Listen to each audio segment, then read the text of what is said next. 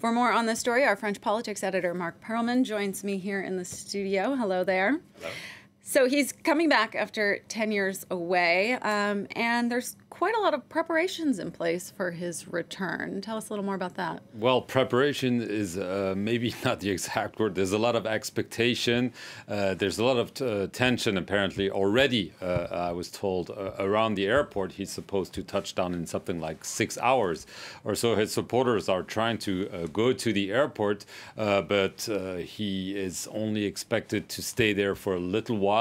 He'll be welcomed at the VIP lounge by his supporters. There will not be a government presence at his arrival, but obviously this has been accepted by the local authorities. The big question is what happens after. He's supposed to go to a neighborhood in Abidjan where he was always quite popular, and go then to his former party headquarters and deliver some remarks. I was told they would be fairly short, but there will be a lot of people trying to get there, and the authorities are worried about the security.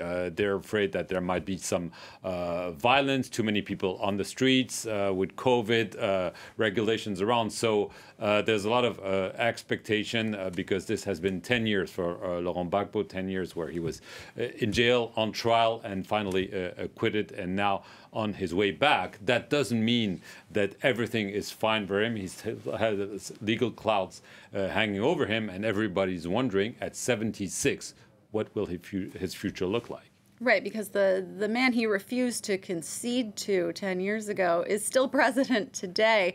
And there had to be some negotiations with the government in order for him to return. Do we know what those negotiations entailed? Well, clearly, first of all, his return had to be accepted by the local authorities. There were some speculations that the president would send a presidential plane to bring him back. He's actually traveling on a commercial flight back to Abidjan, so this didn't happen. There were discussions about his security, where he would stay, and the big question now, and this we don't know, is that he has been sentenced in absentia for 20 years in jail for an alleged steal that was made during the 2010-2011 post-electoral crisis. There are allegations that he stole money from a bank at the time to essentially finance his movement. He's always denied this. He said this was political. So the big question